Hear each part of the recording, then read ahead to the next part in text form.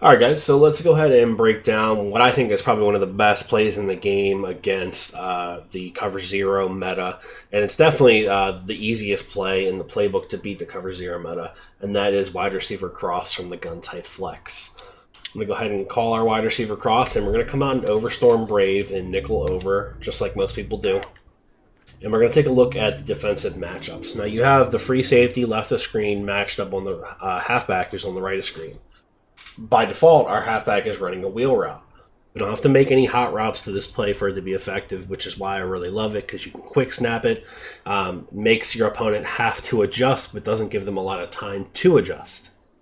Now, every now and again, you will see the safeties switch, right? You might see the strong safety switch over to the halfback. He didn't there. At times, it does happen, right? Either way, you should be able to still complete that pass. You have plenty of time to make that read.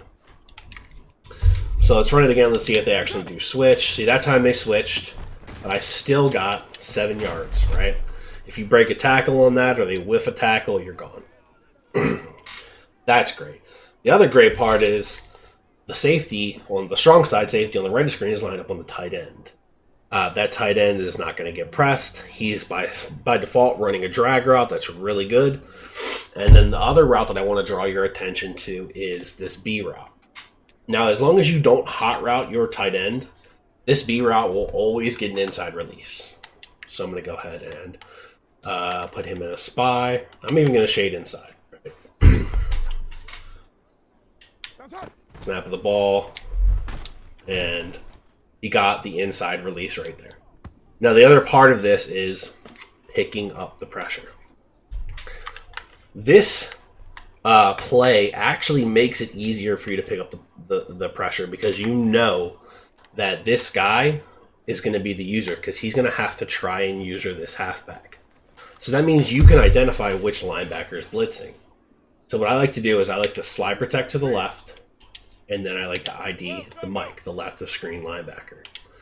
You'll see that now all those guys get picked up, even though my right tackle, excuse me, my right tackle just got bullied.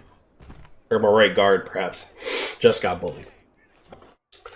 But we did pick up the pressure. Nobody came in absolutely free. Yeah, that's crazy. We got the drag underneath. We got 2 drags underneath, right? And then over the top, we've got Devontae Adams on the crossing route.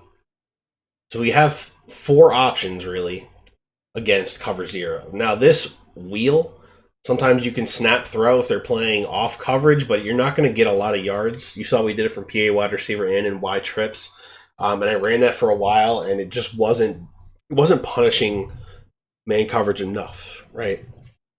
It would get 3 yards at a clip, 4 yards at a clip, but it wasn't something to make them get out of man coverage. So I just want you guys to know that you can throw this, snap throw it, as long as they're not shading underneath, but it's not. It's really your last read, and for being a quick throw and being your last read, it's not really something that you want to focus on too much. Every now and again, like if you get a really heavy, aggressive, good user over here on this right side, you might want to snap throw this just to let them know, hey, I can throw to the left side of the field, but it's not really something that should be too much in your progression. Now, if you happen to see like a zone blitz, say they disguise their man coverage into a zone blitz and they take away a flat over here, this is phenomenal against the zone blitz. But against the cover zero, we're probably going to throw to one of our other routes. Now, you can make some hot routes. If you're not sure if it's man or zone, I do like to streak this guy. What you will see sometimes is if you have a guy that can get good release, he'll get that inside release on the streak, and there'll be no safety help over the top. And you can kind of try to bomb them. But I typically don't throw that route too much. If you're having trouble really just picking up the pressure, like say it's just not working or your guys just aren't good enough, you need an extra guy, all you got to do is motion snap this guy in, and you get an extra blocker. So just keep that in mind. That's why I really like this play from tight flex. Now let's just quickly discuss zone coverage. It's a really good zone beater too.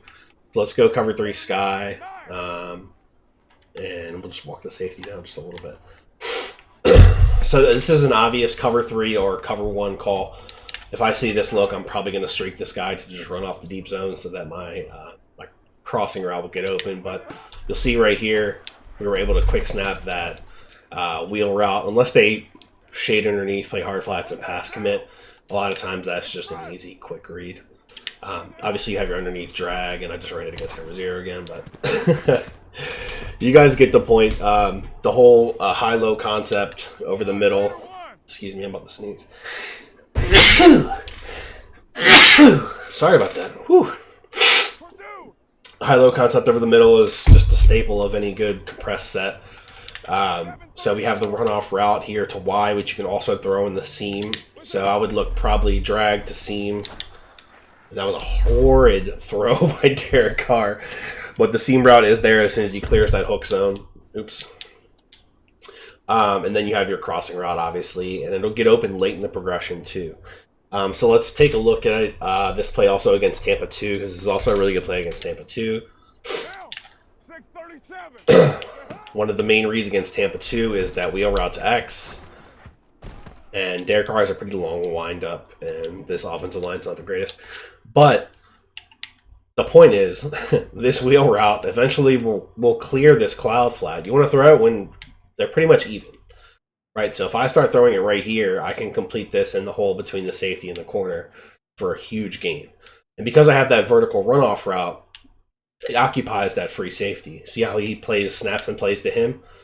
There's a huge gap right here for a big gain against cover 2. Same thing applies on the other side with the halfback wheel route. It just takes longer to develop. So if you're facing like heavy cover 2, maybe you just want to do this. And then you can have wheel routes on either side. Totally up to you. But there's a lot of different things you can do in this play to make it effective against zone coverage.